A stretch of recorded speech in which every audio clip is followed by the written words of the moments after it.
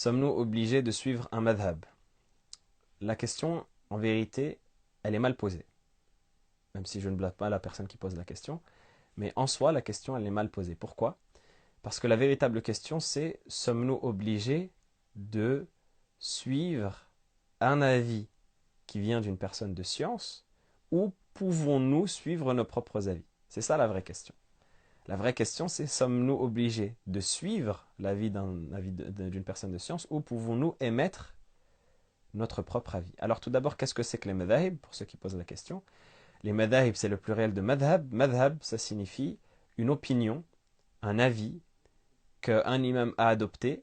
Et par conséquent, ça désigne toute sa méthodologie dans le développement des avis religieux. Donc c'est ce qu'on appelle les écoles juridiques. Une école, c'est pas une école avec des murs, hein, c'est une doctrine, c'est une méthodologie que la personne adopte dans ses avis religieux et qu'elle va développer dans l'émission de ces avis religieux-là et dans l'établissement de ces avis religieux-là. C'est-à-dire que c'est une marche à suivre qu'elle va avoir et dans laquelle nous, on va la suivre. Ça veut dire que quand elle va émettre un avis, eh bien on va la suivre sur cet avis-là en décrétant l'acceptation de cet avis-là ou pas. Euh, par ce savant, je veux dire. Donc, une fois qu'on a compris cela, qu'on a compris que le madhab c'est la méthodologie d'un imam, bien l'autre question c'est est-ce qu'on doit suivre les avis des savants ou est-ce qu'on peut prendre nos propres avis?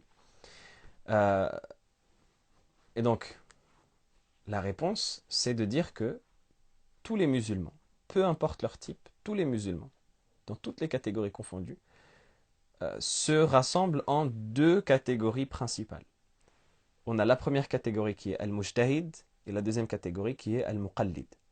La première catégorie, c'est al-mujtahid, c'est celui qui a la capacité dans sa science, dans sa connaissance, dans les outils qu'il a à sa disposition, les outils de savoir, les matières qu'il a étudiées, etc., d'émettre des avis juridiques. Techniquement, c'est celui qui connaît Al-Qur'an, ou qui du moins connaît les versets qui sont relatifs aux avis juridiques dans le Qur'an, qui connaît assez de hadiths, qui connaît la langue arabe, qui connaît les chaînes de transmission des hadiths, d'ailleurs, pour pouvoir authentifier lui-même, ou rendre faible lui-même. Et ça, on va parler juste après.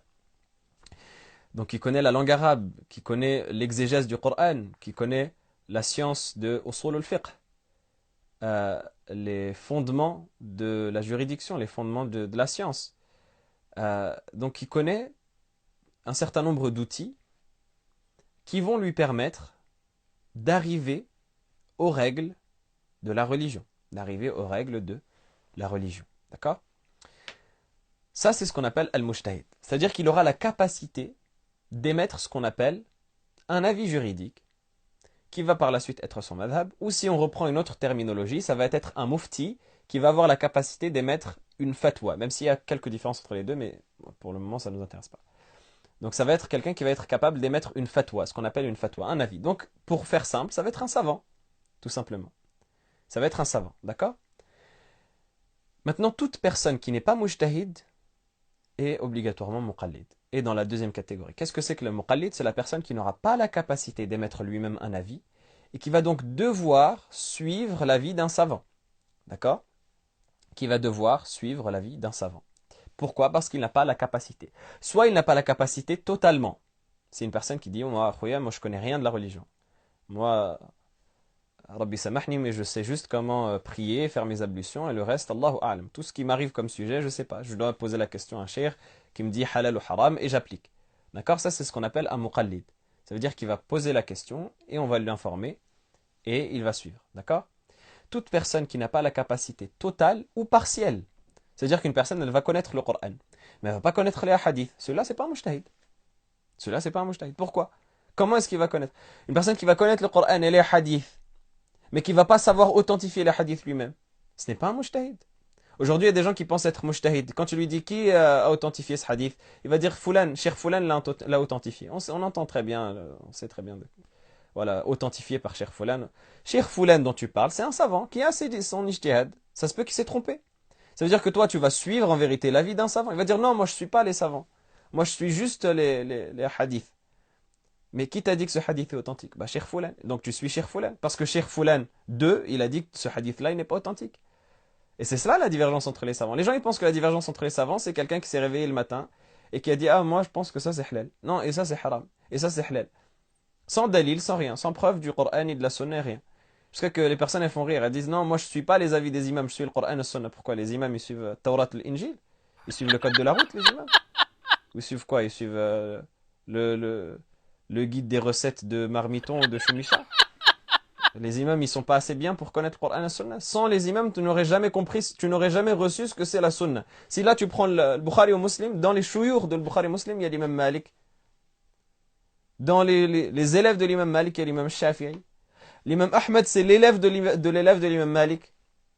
Et parmi tous leurs chouyours, il y a Abu Hanifa. Et donc, voilà, c'est des grands imams qui, par eux, c'est eux qui nous ont ramené les hadiths. C'est eux qui nous ont ramené les versets du Coran. Et toi, quand tu prétends que tu suis très bien le Coran et la Sunna sans te référer aux imams, ben, tu insultes ces imams-là. Pourquoi? Parce que toi, 1442 années après ces imams-là, ou à peu près, en tout cas 14 siècles après ces deux imams-là, tu vas mieux connaître que eux qui étaient avec les sahaba, avec les enfants des sahaba. Un peu de respect, un peu de décence. Donc, voilà pourquoi est-ce que le mujtahid, il a des conditions. Donc, on disait même celui qui connaît le Coran et la Sunna, mais qui ne connaît pas, par exemple, parmi les conditions de l'ijtihad, il y a le fait de connaître mawatin al-ijma' et al-khilaf, de connaître là où les savants sont en consensus et là où ils sont en divergence. Pourquoi? Les ulama, ils disent, ça c'est dans la science de usul fiqh, je n'invente rien. Ouvrez un livre de usul fiqh, vous allez voir dans le chapitre en question, c'est très simple. Tout est consigné, tout est noté. Dans le chapitre de usul fiqh en question, on va vous dire que parmi les conditions, il y a le fait qu'ils connaissent les sujets de divergence et les sujets où il y a consensus. Pourquoi?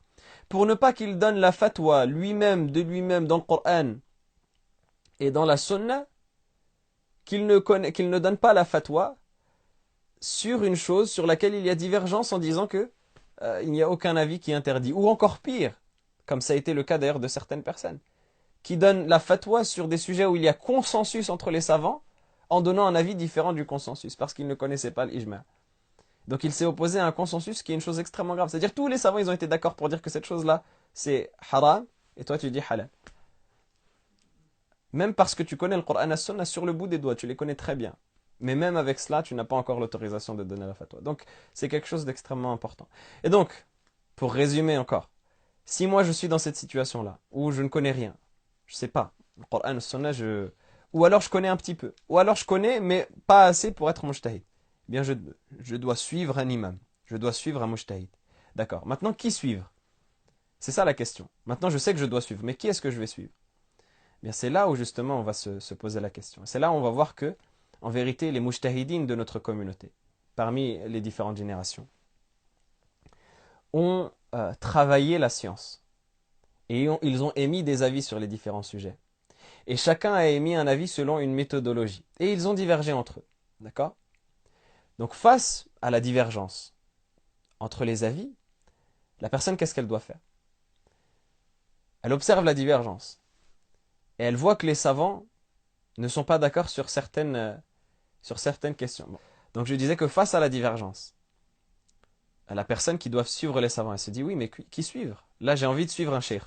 Mais sur, je sais pas moi, par exemple, les chewing-gums, un cheikh me dit que c'est autorisé, l'autre me dit que ce n'est pas autorisé. D'accord, je dis n'importe quoi, hein, je donne juste un exemple. Qui est-ce que je vais suivre? D'accord, très bien. Euh, bien, tu vas suivre tout simplement un imam qui a une école, justement, que tu vas suivre dans tous ses avis.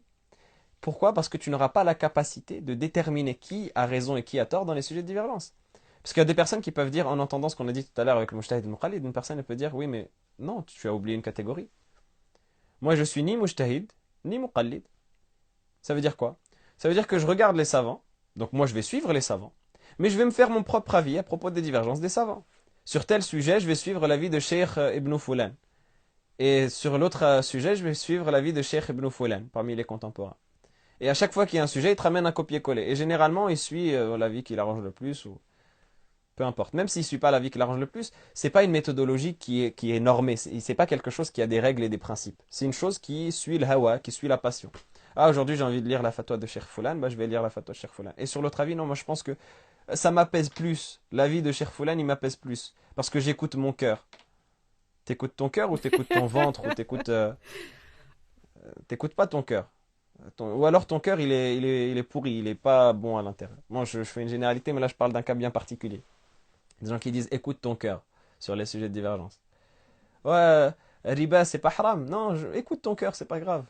Écoute ton cœur et va à la banque LCL, tu fais un crédit. Allah subhanahu wa ta'ala, il a dit فَأَذَنُوا بِحَرْبٍ مِّنَ اللَّهِ وَرَسُولِهِ recevez l'annonce de la guerre de la part d'Allah subhanahu wa ta'ala et de son messager. Mais c'est pas grave, écoute ton cœur et va faire un crédit. C'est bien. Ijma' des 4 écoles sur l'interdiction, mais c'est pas grave, écoute ton cœur. Et ça, c'est des personnes qui n'ont pas justement de base dans cette connaissance et dans cette science.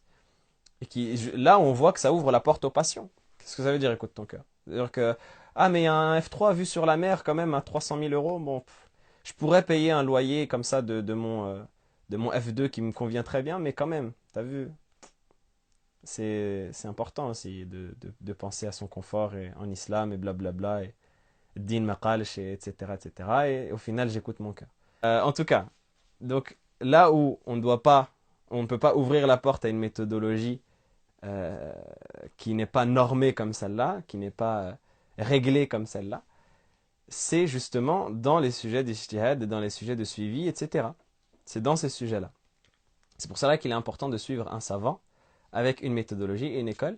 Et pour faire bref, qui est meilleur à suivre que les 4 écoles juridiques sur lesquelles toute la communauté s'est mise d'accord? Toute la communauté dans son ensemble, des 14 siècles de savants que vous avez, ils ont tous suivi à partir du moment où ces écoles-là se sont formées. La plupart d'entre eux, 95% d'entre eux, se sont rangés sur ces écoles-là, au point où ça a augmenté, ça a augmenté. Il fut un temps où, passé les 3 premiers siècles, ça y est, tous les savants s'affiliaient à une école juridique parmi ces 4-là. Il ne restait que ces écoles-là, qui sont l'école de l'imam Malik, l'école de l'imam Shafi'i, l'école de l'imam Ahmad et l'école de l'imam Abu Hanifa. Et généralement, nous qui faisons partie de la diaspora et de l'émigration, dans nos pays d'origine, nous avons une école. Alors pourquoi suivre une autre école que celle de notre pays d'origine? On peut être en phase avec notre famille, en phase avec nos cultures même, très souvent, parce que très souvent les cultures elles sont influencées par les rites et les écoles juridiques. Donc on peut être en phase avec tout ça, être en phase avec nos traditions, avec nos familles lorsqu'on va les visiter, etc. Mais on va suivre d'autres avis de contemporains, etc. Donc non, c'est bien de suivre une école et d'être structuré selon ces avis-là et de pouvoir participer à la construction même de cette école-là, la propagation dans les générations futures, de la transmettre à nos enfants, etc.